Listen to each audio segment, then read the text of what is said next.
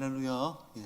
오늘도 예배에 참여하신 모든 분들에게 주님의 은혜와 평강이 함께하기를 소망합니다.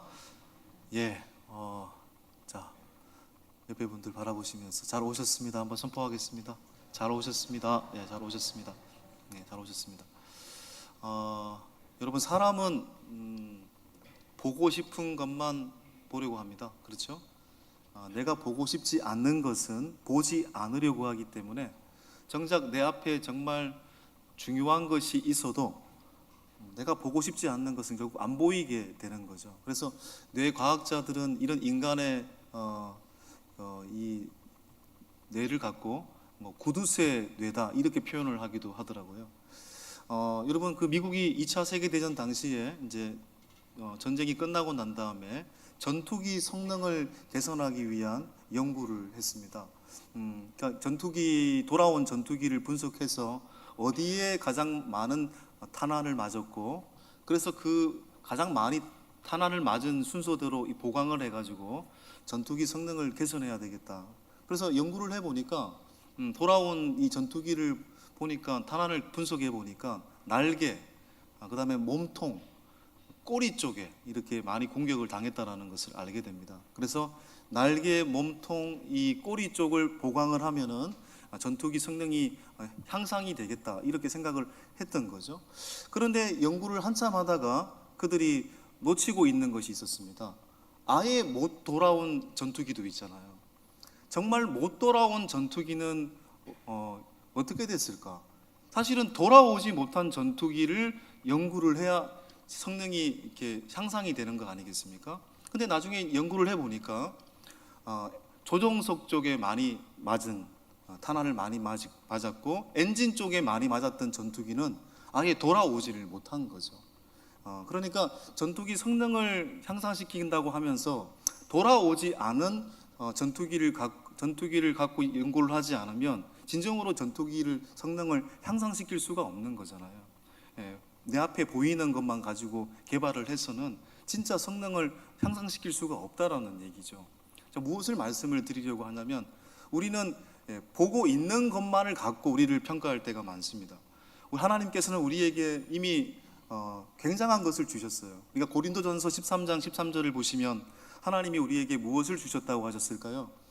믿음, 소망, 사랑은 항상 있을 것인데 라고 표현하고 계십니다. 너희 중에 믿음, 소망, 사랑은 항상 있을 것인데, 그 중에 제일은 뭐라고요? 사랑이라. 믿음, 소망, 사랑을 항상 우리 가운데 주셨다라는 말이잖아요. 무엇보다도 예수 그리스도를 믿고 나서 우리는 그 십자가의 그 크신 사랑을 통해서 엄청난 사랑을 이미 부여받은 사람들이잖아요. 믿음, 소망, 사랑이 우리 가운데 이미 존재하고 있는데 우리는 어떻습니까? 때로는 믿으려고 하지 않습니다. 때로는 소망의 반대말 절망합니다. 낙심합니다. 그리고 사랑하지 않습니다. 미워합니다. 무관심합니다. 왜 그럴까요? 이미 우리에게 믿음, 소망, 사랑을 갖고 있다라고 말씀하시는데 왜 그것을 때로는 누리지 못할까요? 그 이유는 명확합니다. 우리의 욕망과 우리의 무지 때문이고요. 또한 하나님이 이미 우리에게 허락하신 그 약속을 기다리지 않고 믿지 못하기 때문에 그렇습니다. 여러분, 야곱이라는 사람도 그렇지 않습니까? 하나님께서 이미 그 아브람, 이삭, 할아버지, 아버지를 통해서 그 가문에 약속하셨어요. 그런데 그 약속을 기다리지 못하고 야곱은 마땅히 걸어가야 될 오르막길, 애움길도 마다하지 않고 걸어가야 되는데 오직 지름길로만 걸어가려고 하다 보니까 속임수와 잘못된 방법을 사용하지 않습니까? 형 에서의 장자의 명분을 가로채기도 하고 형 에서가 받아야 될 축복 기도를 가로채기도 하고, 결국 그는 어떤 길로 갈 수밖에 없었습니까? 속임수의 결과는 도망자의 생활이었잖아요. 형 에서의 칼날을 피해서 어쩔 수 없이 자신이 사랑하는 어머니를 떠나고 집을 떠나가지고 부엘세바를 떠나서 어디로 도망을 칩니까? 어머니의 고향이자 삼촌 라반이 살고 있었던 밧단 아람, 하란으로 도망을 치지 않습니까? 자신의 집으로부터 하란까지는 900km나 되는 엄청난 거리입니다.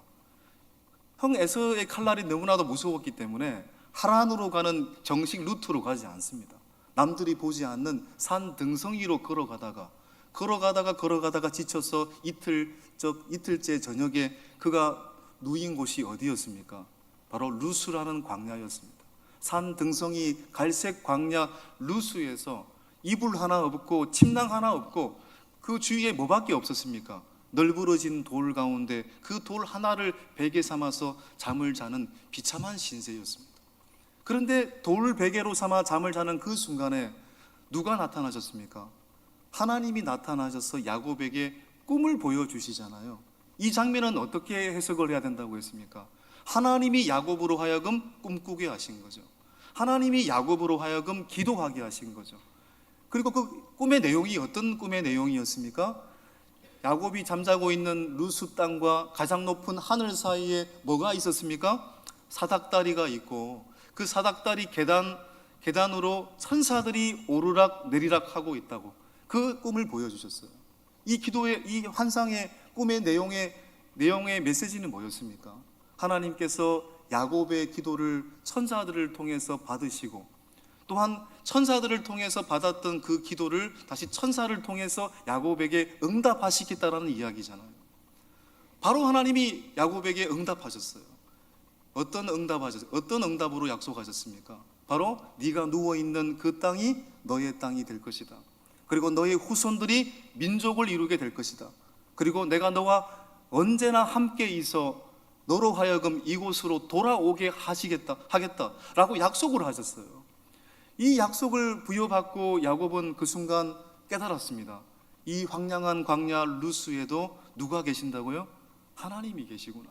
여호와께서 과연 여기 계시구나라고 고백하게 되잖아요. 그러면서 야곱이 일어나서 무릎을 꿇고 자기가 베개 삼았던 돌을 세우고 그 돌 위에다가 무엇을 붓습니까? 기름을 붓잖아요. 하나님께 예배했다라는 얘기잖아요. 여러분, 그리고 나서 그 황량한 루스 땅을 야곱이 뭐라고 불렀습니까? 여기도 하나님이 계시거늘 하나님의 집, 하나님의 성전 베델이라고 그는 명명했습니다. 이것도 하나님이 계시구나. 이것도 하나님의 성전이구나. 여러분, 만일 야곱이 이 경험을 통해서 이 환상을 통해서 정말 깨달았다면 그 다음에 야곱의 이야기는 그렇게 길지 않았을 겁니다. 여러분, 야곱이 과연 이 환상을 보았다면 변화되었어야 했습니다. 여러분, 성경에 보면은 많은 선지자들이 제자들이 주님을 직접 대면한 장면이 있잖아요. 우리가 이사야서 6장을 보면은 선지자 이사야가 하나님의 영광스러운 보좌를 보고 나서 어떻게 고백했습니까? 하나님을 보고 나서 이런 고백을 하지 않습니까? 이사야서 6장 5절입니다. 시작. 화로다 나여 망하게 되었도다. 나는 입술이 부정한 사람이요 나는 입술이 부정한 백성 중에 거주하면서 만군의 여호와이신 왕을 배웠음이로다. 뭐라고 고백합니까? 주님을 보는 순간 이사야는 나는 망하게 되었도다. 나는 어떤 사람이라고요? 부정한 사람이라고 고백하고 있는 거죠. 하나님 앞에 나는 부정한 존재입니다. 여러분, 누가복음 5장에서 제자이기 이전에 베드로는 여러분 밤새도록 물고기를 잡았으나 잡지를 못했어요. 그물을 내렸는데도 밤새도록 허탕을 치고 아침이 되고 나서 집으로 돌아가려고 하는데 주님께서 나타나셔서 베드로에게 뭐라고 얘기하십니까? 깊은 곳으로 그물을 던지라고 말씀하시잖아요. 여러분, 베드로는 베테랑 어부이고요, 예수님은 그냥 랍비입니다. 가르치는 사람입니다. 어부가 아닙니다. 그런데 베드로는 주님의 말씀에 의지하여 그물을 내렸더니 어떻게 되었습니까? 만선의 기적을 이루지 않습니까? 결국은 그 앞에서 베드로는 이분이 메시아이심을 알고 베드로가 무릎을 꿇잖아요. 그리고 주님 앞에 어떻게 고백합니까? 주여 나를 떠나소서 나는 죄인이로소이다. 주님 앞에 섰을 때 베드로는 나는 죄인이라는 것을 고백했습니다. 이사야는 하나님의 존전 앞에서 자신의 실패를 인정했고 베드로는 자신이 죄인이라는 것을 인정했습니다.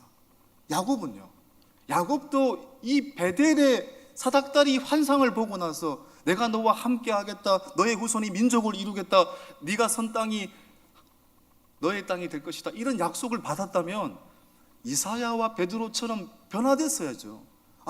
내가 정말 속임수를 쓰고 지름길로만 가려고 하다가 하나님 이렇게 된 것 같습니다. 제 탓입니다. 이 도망자의 생활은 자업자득입니다. 제가 죄인입니다. 이렇게 고백하는 것이 마땅할 겁니다. 어떤 의미에서는. 그런데 야곱은 어떻게 고백을 합니까? 굉장한 사람이라는 것을 알게 됩니다. 야곱은 이렇게 이야기를 해요. 오늘 본문입니다. 20절, 22절 다시 읽겠습니다. 시작. 야곱이 서원하여 이르되 하나님이 나와 함께 계셔서 내가 가는 이 길에서 나를 지키시고 먹을 떡과 입을 옷을 주시어 내가 평안히 아버지 집으로 돌아가게 하시오면 여호와께서 나의 하나님이 되실 것이요 내가 기둥으로 세운 이 돌이 하나님의 집이 될 것이요 하나님께서 내게 주신 모든 것에서 10분의 1을 내가 반드시 하나님께 드리겠나이다 하였더라. 이 구절만 본다면 의미 있고 다르게 해석하실 수도 있지만 이 본문의 전후 맥락을 본다면 이 야곱의 이 기도는요, 조건부 기도잖아요. 하나님, 나에게 무엇을 주시면 내가 이렇게 하겠습니다. 하나님, 나를 지켜주시고 나에게 먹을 것을 주시고 나를 잘 먹여주시고 그리고 나를 보호하셔서 이곳까지 돌아오게 하신다면 여호와는 나의 하나님이십니다. 그리고 내가 서 있는 이 땅이 하나님의 집입니다. 그리고 내가 하나님 앞에 나의 모든 소유의 10분의 1을 하나님께 드리겠습니다. 하나님이 이렇게 해주면 내가 하나님으로 믿겠다라는 말이잖아요. 조건부 서원입니다. 야곱의 이 기도는 마치 에서를 향해서 흥정했던 하나님께도 마치 조건부 협상을 하는 듯한 모습을 보이고 있잖아요. 여러분, 물론 성경에서 조건부로 하나님 뭐뭐 해주시면이라는 기도를 드린 사람들이 존재하고 있습니다. 우리가 아브라함을 보시면 창세기 18장에 소돔과 고모라 땅이 불심판을 받게 되었을 때 아브라함은 어떻게 기도했습니까? 하나님, 이 그 소돔 땅에 50명의 의인만 있다면 45명, 40명, 30명, 20명, 10명의 의인만 있다면 그 소돔 땅을 용서해 주십시오. 구해 주십시오. 또 우리가 사무엘상에 보면 절망의 사사시대 때 자녀를 낳지 못해서 절망하고 있었던 한나가 하나님 앞에 간절하게 기도하는 장면도 알고 있지 않습니까? 하나님, 나에게 자녀를 주시면 내가 이 자녀를 하나님께 바치겠습니다. 조건부 기도, 이 기도하죠. 그런데 한나와 아브라함의 기도와 야곱의 기도는 본질적으로 다릅니다. 여러분, 아브라함의 기도는 어떤 기도입니까? 소돔 땅을 살리고자 했던 중보의 기도죠. 여러분, 한나의 기도는 어떤 기도입니까? 그 절망의 시대 때, 사사 시대 때 이 시대를 새롭게 하기 위해 내 자녀를 하나님께 드리겠다라는 거룩한 절규죠. 그에 비해서 야곱의 기도는 하나님, 이렇게 해 주시면 내가 하나님이 있는 것으로 인정하겠습니다라는 기도잖아요. 여러분, 야곱이 인정하지 않아도 하나님은 하나님이신 거잖아요. 야곱이 인정하지 않아도 여호와는 하나님이십니다. 그런데 야곱은 나에게 해 주시면, 나로 하여금 돌아오게 하시면 여호와는 하나님이십니다라는 그런 하나님의 있고 없음에 대한 기도까지도 덜먹이고 있는 거죠. 기도의 깊이가 다릅니다. 여러분, 제가 이제 그 2001년부터 2003년까지 이제 마포에서 중고등부 청년부 사역을 했는데, 제가 그때도 이제 우리 뭐 요즘 많은 교회처럼 고3들을 위해서 이제 기도를 했죠. 그 교회는 이제 고3이 되면은 고3 학생과 권사님 이렇게 연결을 해가지고 1년 동안 멘토, 멘티 이렇게 해가지고 기도해주는 그런 전통이 있었습니다. 그런 기도인데, 그런 교회인데 이제 한 수능을 한 달 앞두고였을까요? 평소에 보이지 않았던 집사님께서 새벽 예배를 나오셨대요. 제가 그때 교육 파트를 맡았기 때문에 제가 새벽을 잘 안 갑니다만은 그 당시로는. 근데 교구 목사님이 그러셨어요. 누구누구 어머니가 지금 몇 주째 작정 기도를 하고 계신다. 아마 자녀를 위해서 지금 기도하고 계신다. 한 달을 새벽 예배 나온 걸로 그렇게 알고 있습니다. 그런데 그렇게 새벽 예배를 나오시다가 한 1월, 2월쯤 되셨을까요? 그때부터 교회를 나오지 않으셨습니다. 나중에 이제 교구 목사님을 통해 또 알게 됐는데, 그렇게 한 달 동안 쇠가 빠지게 기도를 했는데 내가 우리 자녀가 원하는 대학에 들어가지 못했다라는 얘기입니다. 그렇게 열심히 기도했는데 하나님께서 내 기도를 안 들어줬다. 하나님 안 계신 거 아니냐? 그래서 교회를 떠나버렸습니다. 그런 이야기였습니다. 여러분, 부모의 답답한 심정은 인간적으로 충분히 이해가 됩니다. 그런데 여러분, 만일 그 순간 속에서 저는 오히려 이렇게 생각할 수도 있습니다. 그분이 정말 자녀가 원하는 대학에 들어갔다고 칩시다. 그런데 똑같은 상황에 직면했을 때, 또 다른 인생의 관문 앞에 섰을 때도 그는 또 그렇게 기도할 겁니다. 또 그렇게 되지 않으면 그런 식으로 교회를 떠나게 될 것입니다. 여러분, 그 한 달 동안의 기도가 무의미한 기도였을까요? 아니죠. 그리고 그 시간들을 통해서 오히려 나의 성실함을 돌아보고 하나님의 뜻이 무엇인가를 돌아보고 더 주님을 바라보라는 의미로 해석했다면 얼마나 좋았을까. 그렇지 못했다라는 것이 참 안타깝더라고요. 그 이후에 제가 사역하는 동안 돌아오지 않으셨습니다. 여러분, 물론 우리는 하나님의 자녀입니다. 여러분, 하나님의 자녀는 여러분 기도할 수 있죠. 복을 구할 수 있죠. 당연한 것입니다. 잘되게 해달라고 매일매일 기도할 수 있는 것이 자녀의 특권인 것입니다. 그런데 안 되면 하나님이 안 계신다는 신앙의 자세는 조금만 생각해 보면 이건 아니라는 걸 알게 됩니다. 여러분, 자녀가 부모한테 엄마 아빠 이거 해주세요 라고 얘기를 했는데 엄마 아빠가 안 돼 라고 얘기한다면 자녀 입장에서 이제부터 엄마 아빠는 내 아버지 어머니가 아니에요, 이게 말이 안 되잖아요. 똑같은 이야기인 거죠. 하나님이 해주시면 내가 믿겠습니다. 조건부 서원. 우리는 이러한 야곱의 모습을 우리가 보고 있는데, 여러분, 우리는 야곱과 다른 사람들입니까? 우리는 야곱과 과연 다른 존재일까요? 인생 속에서 하나님의 뜻을 구하기 위해서 기도의 자리로 나아가고 있습니까? 하나님의 말씀을 경청하기 위해서 우리가 하나님의 말씀을 듣고 있습니까? 오늘 이 말씀을 들으면서 나의 인생의 작은 문제까지도 하나님의 뜻 앞에서 우리의 인생을 점검하고 있습니까? 온 천지에 하나님의 뜻이 존재하고 있는데 우리는 길을 막고 사는 것은 아닙니까? 내가 보고 싶은 것만 보려고 하고 내가 듣고 싶은 것만 들으려고 하는 자세를 갖고 있지는 않습니까? 야곱에게 이미 하나님은 아브라함의 언약을 약속하셨잖아요. 내가 서 있는 이 땅이 너의 땅이 될 것이고 또한 너의 후손이 민족을 이루게 될 것이고 네가 이 땅으로 다시 돌아오게 될 것이다. 이미 약속하셨어요. 이미 약속하셨잖아요. 그 야곱은 뭐를 해야 되는 겁니까? 이제부터는 기다렸어야죠. 하나님의 약속을 기다렸어야 되는데 야곱은 그것을 기다리지 못하고 여전히 지름길로만 가려고 하는 모습을 보이고 있다는 것입니다. 조금만 내 뜻대로 되지 않으면 하나님이 안 계신다라고 원망하는 모습 아닙니까? 물론 우리는 하나님 앞에서 자녀입니다. 그래서 기복을 구하고 복을 구하고 오늘 야곱처럼 하나님 해 주셔야 믿습니다. 엄마 아빠 이것을 사주셔야 엄마 아빠 말 들을 거예요 라고 말할 수도 있습니다. 그래서 자녀이기 때문에 뜻대로 되지 않을 때 부모를 원망할 수 있습니다. 저도 알게 모르게 우리 부모님을 원망할 때도 많거든요. 또 하나님의 자녀로서 하나님이 나의 기도를 마치 지금 당장 들어주지 않으실 때 원망할 수도 있어요. 여러분, 시편을 보세요. 시편 73편을 다윗이 썼는데 다윗이 찬양만 한 것인 줄 아십니까? 탄원의 기도가 더 많아요. 하나님을 원망했다는 얘기잖아요. 하나님, 왜 이렇게 내 인생을 이렇게 꼬이게 만드십니까? 하나님을 원망했습니다. 근데 자녀이기 때문에 원망할 수 있습니다. 거기까지는 당연한 것이고 그렇게 해도 괜찮습니다. 그러나 중요한 것은 그 원망을 넘어서서 하나님이 안 계신다, 안 해주면 교회 안 나간다, 하나님이 우리 기도에 즉각적으로 응답해 주시느냐에 따라서 우리의 믿음이 좌우된다면 이것은 무슨 신앙입니까? 거래신앙입니다. 거래신앙이라는 것은요, 하나님과 내가 동등한 입장에 있을 때 할 수 있는 겁니다. 거래는 동등한 입장에 있을 때 거래를 하는 거잖아요. 근데 하나님과 우리가 동등한 존재가 아니잖아요. 우리가 하나님을 어떤 존재라고 부릅니까? 우리가 주기도문을 날마다 고백할 때 하늘에 계신 우리 아버지, 마태복음 6장 5절을 한번 보여주시겠습니까? 이름이 어떻게 해요? 거룩히 여김을 받으시고요. 하나님이 어떤 분이라고 존재하고 있습니까? 거룩함. 헬라어로 하기오스, 너와 다르다라는 얘기입니다. 너와 구별된 존재라는 뜻입니다.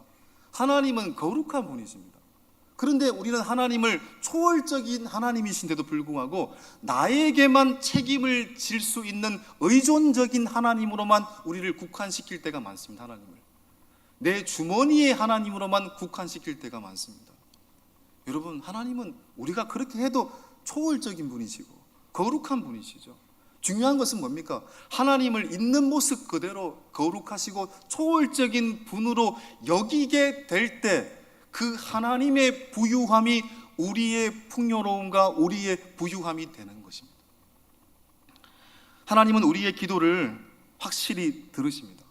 우리가 우리의 가족을 위해서 기도해야 되는 건 맞습니다. 당연한 것입니다.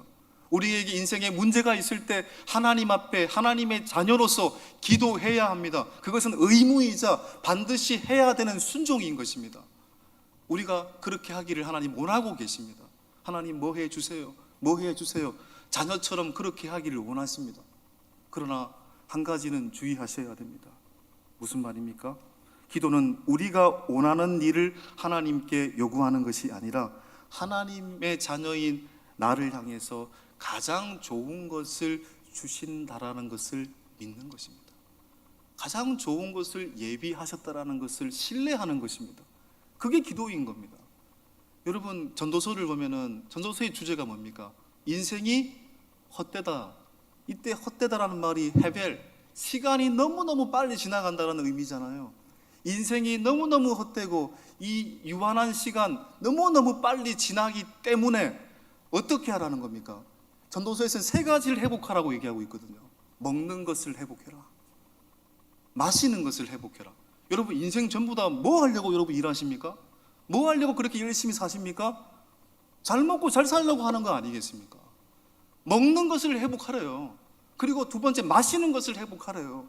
세 번째는 뭔지 아십니까? 낙을 누려라. 낙을 누려라. 이 낙을 누린다는 것이 무슨 말일까요? 네 멋대로 살아라, 이 말은 아닙니다. 원문으로 보면 낙을 누린다라는 말은 라하토브라는 말입니다. 라하토브. 라하라는 말은 본다라는 말이고, 토브는 좋은 것이라는 것입니다.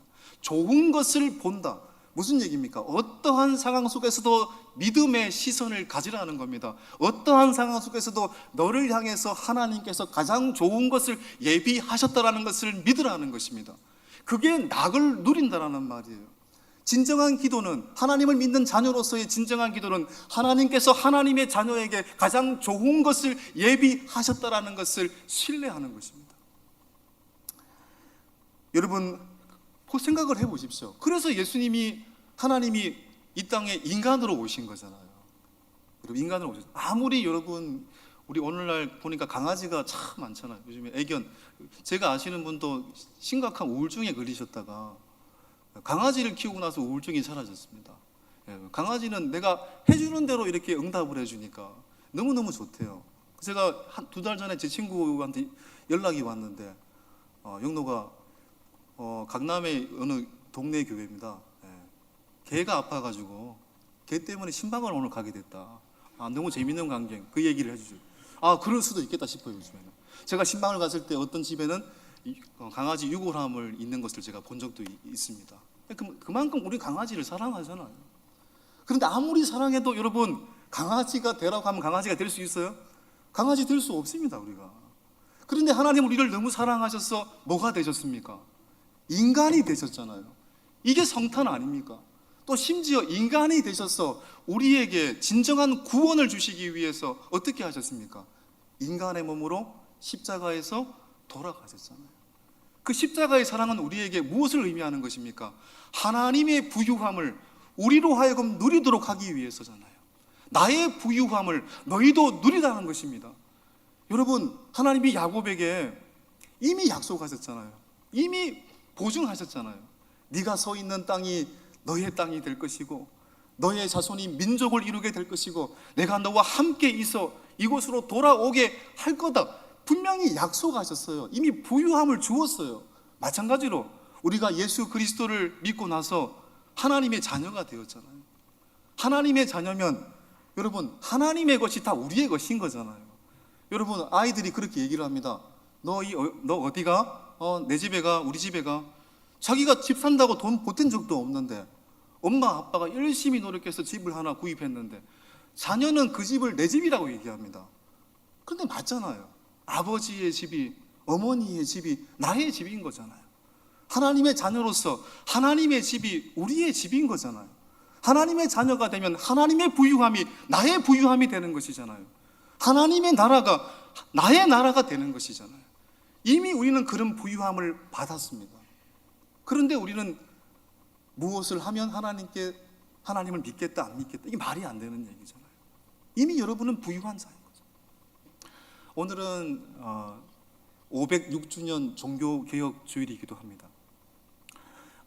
중세 500년은 암울한 500년이었습니다.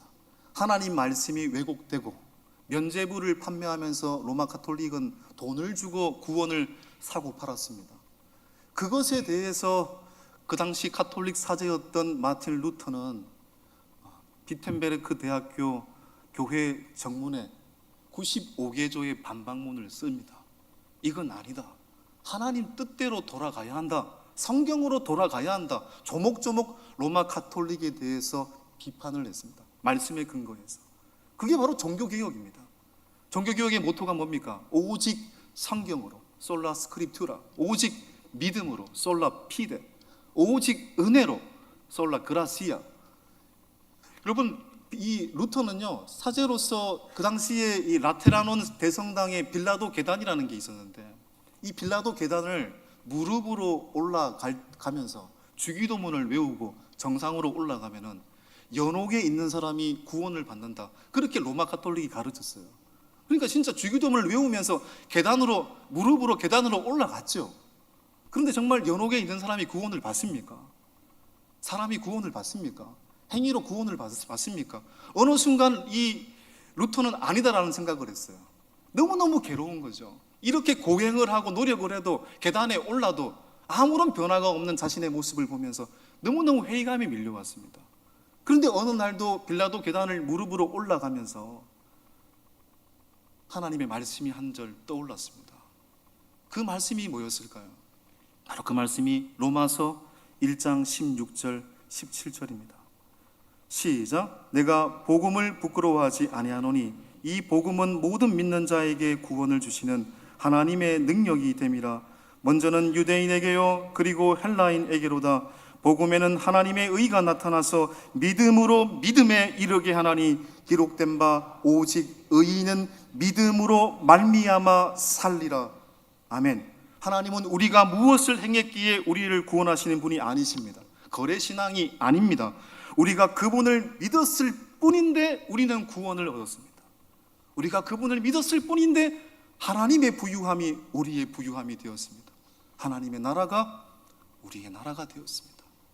여러분, 그것이 우리의 이미 받은 특권인 겁니다.